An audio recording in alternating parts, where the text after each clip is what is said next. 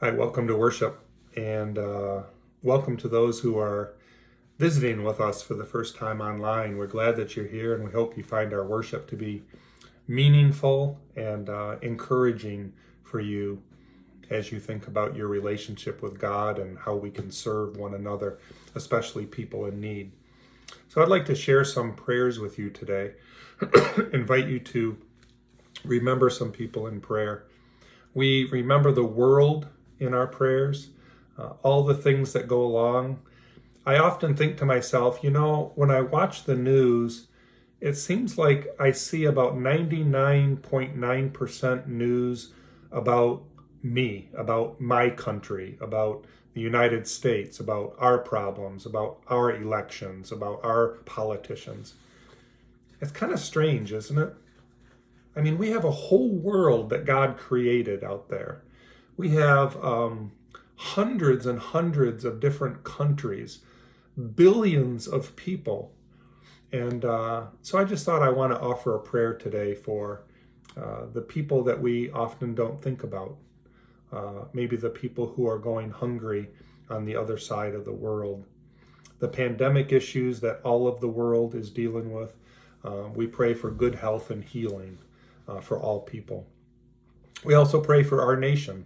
We can't forget that. Our elections, the floodings, the fires, the hurricanes. We pray for parents and teachers and staff and kids that are going back to school, that are having school canceled, that are going to have to do homeschooling now, online schooling, all sorts of issues that we didn't have to deal with that long ago. We pray for those with COVID, with the virus. We pray for Sandra Norland, David Kelly, Sherry McGuffin, Tracy Larson, Tyler Gilbert, and Andrea Meadis, among others. Our daughter, Madison Packard, had COVID and has recovered now. She's back to work. But there's a lot of people who are really struggling with ongoing issues. We pray for our congregation and our community. We pray for the list of people that I've listed in today's worship service that I'm sending to you. We remember children in our community. We remember the homebound, those who are in nursing homes or care facilities. We pray for police and firefighters and first responders and ambulance drivers, the people that when we're in big trouble will come and help us and show up. So we appreciate the work that they do. And we also remember those, as Christ has called us to do, we remember those who are in jail or in prison. And we pray for prison reform, and we pray for healthy environments and rehabilitation and people getting stronger about that. I'd like to share a few announcements with you. The big announcement that I have, which I put in this email, is that we're moving to online and parking lot worship only. We're no longer going to meet indoors, at least for a period of time. I don't know how long. Received a letter from our Synod Council, and our bishop in the ELCA, and they are encouraging all of the state of Michigan to suspend in-person indoor worship.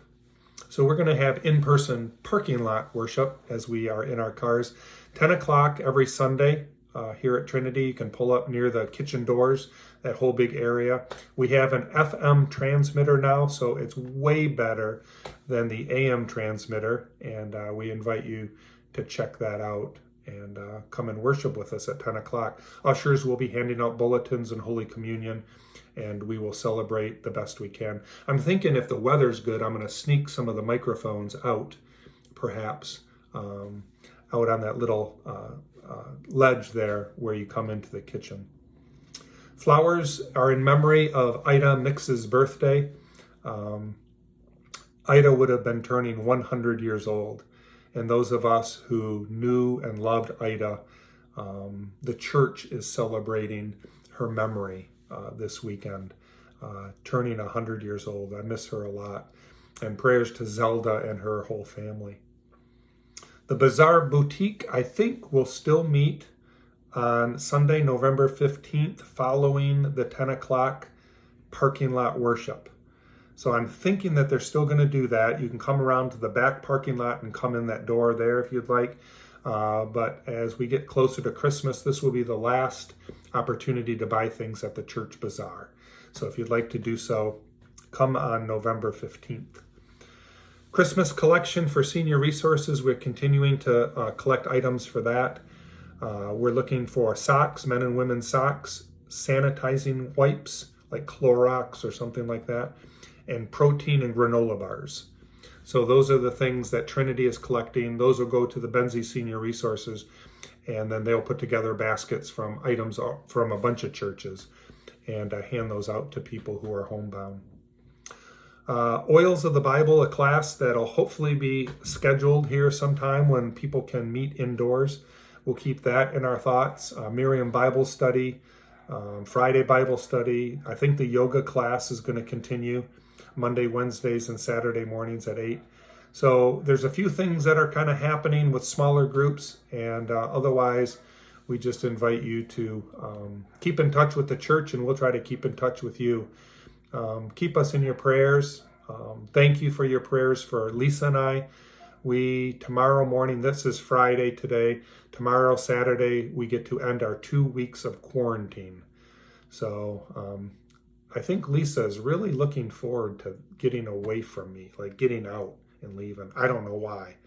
I just don't understand that myself. But I think we're both looking forward to just feeling like semi-normal people again. So I hope things are going good for you. Prayers for you and your health. And thank you for coming. Thank you for your support and for your love for the church. Talk to you soon.